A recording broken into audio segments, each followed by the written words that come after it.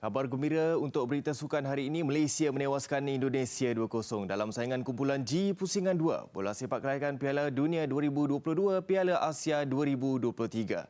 Kedua-dua gol yang dihasilkan oleh Muhammad Safawi Rashid pada setiap babak memastikan Harimau Malaya merekod kemenangan ketiga dan meraih mata penuh untuk melonjak ke tangga kedua di belakang Vietnam.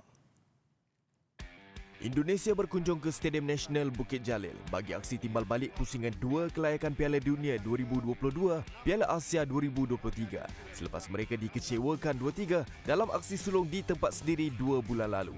Walaupun berdepan pasukan kebangsaan yang diiringi keyakinan tinggi serta sokongan padu penyokong tuan rumah, barisan Garuda berjaya menyerap tekanan sebaik sepak mula dan menampilkan corak permainan bertahan. Diselangi melakukan serangan balas pantas pada 1-1 ketika. Kesukaran pemain negara melepasi benteng pertahanan lawan menyebabkan tidak banyak yang mampu dilakukan. Hinggalah pada minit ke-30, sepakan percuma yang diperoleh depan gawang Indonesia dimanfaatkan sebaiknya untuk menjadikan gol pendahuluan. Cubaan yang diambil Muhammad Safawi Rashid melencong cantik menerjah jaring menamatkan penantian puluhan ribu penyokong. Gawang tuan rumah cemas selepas itu.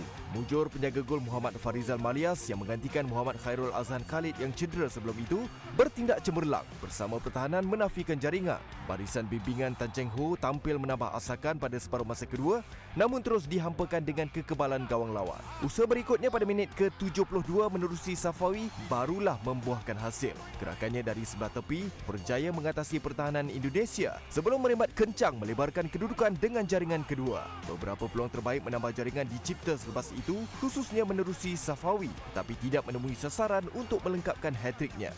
Skuad negara hampir-hampir dihukum dengan jaringan lawan 9 minit sebelum permainan tamat apabila pelawat memperoleh sepakan penalti tetapi ianya gagal disempurnakan Osas Sahar apabila dibaca tepat oleh Farizal yang menyelamatkan keadaan. Permainan berkesudahan 2-0 sebaik whistle penamat ditiup pengadil Iran Ali Reza Faghani memastikan Harimau Malaya tidak mensia-siakan kesempatan beraksi di halaman sendiri mengutip 3 mata. Kemenangan ketiga yang direkodkan selepas 5 perlawanan membolehkan Malaysia memintas Thailand dan UAE naik ke tangga kedua di belakang Vietnam dalam carta kumpulan G.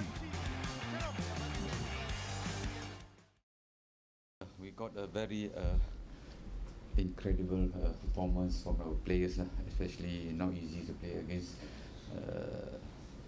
Indonesia because they have different sets of players coming in.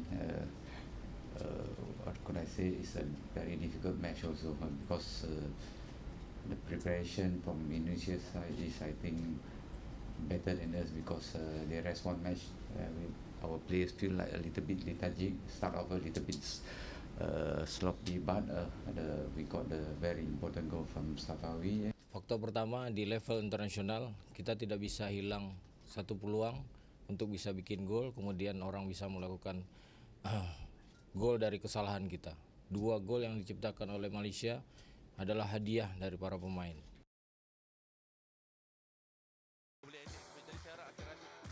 Dalam pada itu, aksi bersih tanpa sebarang insiden tidak diingini di Stadium Nasional Bukit Jalil pada pertandingan Malaysia menentang Indonesia tidak menjadi kenyataan. Mentaliti buruk penyokong lawan menyaksikan beberapa insiden seperti melontar botol minuman, membakar suar dan lebih buruk mencabut kerusi stadium turut disaksikan pada perlawanan semalam. Insiden di tempat duduk lebih tertumpu di kelompok 4,500 penyokong lawan yang mula melontar botol minuman ke arah penyokong Malaysia selepas Garuda ketinggalan 1-0. Situasi ini menyebabkan anggota unit simpanan persekutuan FRU diletakkan dalam keadaan berjaga-jaga. Namun malangnya situasi menjadi lebih panas. Penyokong lawan mula membakar suar dan melontarkannya kepada penyokong Malaysia dan kemudiannya semakin buruk apabila mereka mula mencabut kerusi stadium dan membaling ke arah polis. Keadaan ini berlarutan hingga ke penghujung permainan dan sebaik whistle penamat dibunyikan menyebabkan pasukan keselamatan dikerah membuat garisan pemisah di luar stadium. Bagi mengelakkan kedua-dua kumpulan penyokong bertembung di perkarangan stadium mengelak insiden yang lebih buruk. Sikap biadab penyokong fanatik Indonesia ini sering terjadi jika perlawanan pasukan negara itu bertemu Malaysia di gelanggang mereka. Tetapi di Bukit Jalil, kumpulan yang hadir telah diingatkan dan diberi amaran agar tidak membawa budaya samseng berkenaan ke negara ini dan nampaknya seperti mencurah air ke daun keladi. Menyaksikan FAM diminta lebih mengetatkan kemasukan penyokong-penyokong Indonesia ke negara ini pada perlawanan-perlawanan akan datang.